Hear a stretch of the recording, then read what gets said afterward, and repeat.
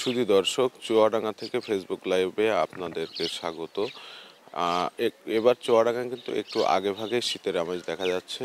সাধারণত পৌষ ও মাঘ মাসে কিন্তু শীতের প্রকোপটা বেশি দেখা যায়। আরেকটি বিষয় জানিয়ে রাখি, এখানে কিন্তু ভৌগোলিক কারণে শীতের সময় বেশি শীত এবং গরমের সময় বেশি গরম অনুভূত হয়। অর্থাৎ উত্তর অঞ্চলের চেয়ে কিন্তু চুয়াডাঙ্গায় দেশের সর্বনিম্ন তাপমাত্রা কিন্তু এই শীত মৌসুমে অধিকাংশ দিনই বিরাজ করে চুয়াডাঙ্গায়।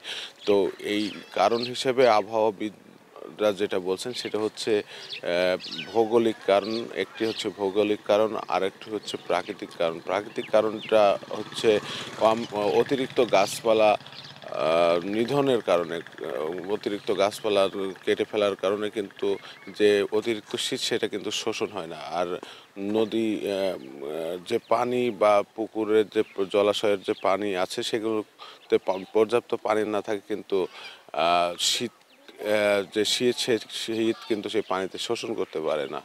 এই কারণে শীত কিন্তু আমাদের চুয়াডাঙ্গা জেলায় বেশি অনুভূত হয়। আরেকটি কারণ হচ্ছে ভৌগোলিক কারণ, সেটি হচ্ছে ভৌগোলিক যে কর্কটক্রান্তি রেখা চুয়াডাঙ্গার ওপর দিয়ে কিন্তু চলে গেছে। এই কারণে কিন্তু আমরা শীতের সময় বেশি শীত এবং গরমের সময় বেশি গরম অনুভূত হয় বলে জানিয়েছেন আবহাওয়াবিদরা। আর এই আগেভাগে শীতের আমেজ আমরা এবার দেখতে পাচ্ছি। এ কারণে কিন্তু সকাল সকাল কিন্তু যে কাজে যেতে পারছে না খেটে খাওয়া ছিন্নমূল মানুষরা, একটু বেলা হলে কিন্তু তারা কাজে যাচ্ছেন। এত শীতে খুব মাঠে যাওয়া খুব কষ্ট, বেলা না হলে আর আমরা যাইতে পারছি না, খুব কষ্ট নাই যে তা কি করে আমাদের কাজ কাম করবো, আমরা খুব বিপদে পড়ে আছি। আগে সকাল সকাল মাঠে যেতাম আর সেইটা আমরা পাচ্ছি না, তা কি করে যাবো, তা বিরাট একটা কষ্টই পড়ে গেছে। হ্যাঁ, বেলা হলে তারপরে মাঠে যাচ্ছি, তাছাড়া আর কি করে যাবো। আমরা সকাল সকাল মাঠে যেতাম, এখন শীত পড়ছে বলে একটু বেলা হলে মাঠে যেতে হয়েছে, একটু শীতের এইতে এই জন্য একটু বেলা হলে যাইতে হয়েছে, যাচ্ছি মাঠে কি খুব শীত লাগে, এই জন্য বেলা হলে যাইতে হয়েছে, খুব ঠান্ডা পড়ছে। এতে কাজে একটি ব্যাঘাত ঘটছে বলে তারা জানিয়েছেন। তাদের কার্যক্রম স্বাভাবিক কার্যক্রমে কিন্তু ব্যাহত হচ্ছে। আর যারা নদী তীরে মানুষ আছেন তারা কিন্তু সবচেয়ে বেশি দুর্ভোগে, কারণ এখানে শীতের প্রকোপটা বেশি। এর সাথে যে হিমেল হাওয়া সেটা কয়েক গুণ শীতের যে প্রকোপ সেটা কিন্তু বাড়িয়ে দিয়েছে। তো আমরা একটু পিছনে যদি দেখাতে চাই, আমাদের এই পিছনে যদি একটু দেখাতে চাই, এখানে কিন্তু আমি ভৈরব নদীর তীরে বর্তী এলাকায় আছি। চুয়াডাঙ্গার দামোহদা উপজেলার ভৈরব নদীর তীরে। এখানে কিন্তু একটু আগে ভাগে শীতের যে আমেজ সেটা কিন্তু দেখা যাচ্ছে। এবং এখানে যারা কর্মজীবী মানুষ আছেন তারা সবচেয়ে বেশি কষ্টে আছেন বলেন তারা আমাদেরকে জানিয়েছেন। আমরা দেখছি যে একেবারে কুয়াশাচ্ছন্ন এলাকা, এই নদী তীরবর্তীতে একেবারে কুয়াশাচ্ছন্ন, কিছুই দেখা যাচ্ছে না। নদীতে যারা সাধারণ মৎস্যজীবী আছেন, যারা মাছ ধরে জীবিকা নির্বাহ করেন, তারা কিন্তু এখানে মাছ ধরছেন। খুব কষ্টের শীতে খুব কষ্ট হচ্ছে তাদের বলে আমরা তাদের সাথে কথা বলে জানতে পেরেছি। এছাড়া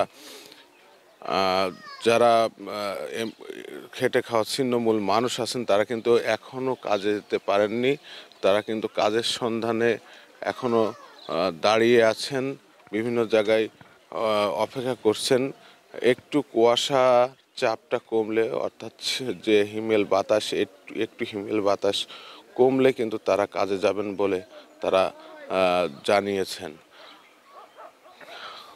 আর এই শীত কিন্তু ক্রমে বাড়ছে। আমরা দেখেছি যে নভেম্বর মাসের প্রথম দিকে কিন্তু তেমন শীতের যে প্রথম সপ্তাহে কিন্তু শীতের তেমন কোনো প্রকোপ আমরা দেখিনি। হালকা শীত, একেবারে হালকা শীত অনুভূত হয়, কিন্তু গত কয়েকদিন থেকে কিন্তু শীতের যে প্রকোপ সেটা কিন্তু বাড়তে আছে। এ কারণে কিন্তু স্বাভাবিক যে কার্যক্রম সেটা কিন্তু চরমভাবে ব্যাহত হচ্ছে।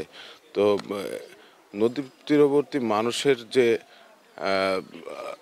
দাবি সেটি হচ্ছে সরকার যেন অতি দ্রুত আগে ভাগে তাদের জন্য শীতবস্ত্র ব্যবস্থা করে, কারণ আমরা দেখেছি যে শীতের শেষের দিকে কিন্তু শীতবস্ত্র বিতরণ করা হয়।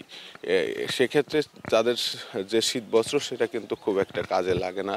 তাই এবার তাদের একটাই দাবি, তারা যেন আগে ভাগেই তাদের যে শীতবস্ত্র দরিদ্র মানুষের জন্য যে শীতবস্ত্র দেওয়া হয় তার সেগুলো যেন আগে ভাগে দেওয়া হয়। তো এই ছিল চুয়াডাঙ্গা থেকে আমার কাছে সর্বশেষ।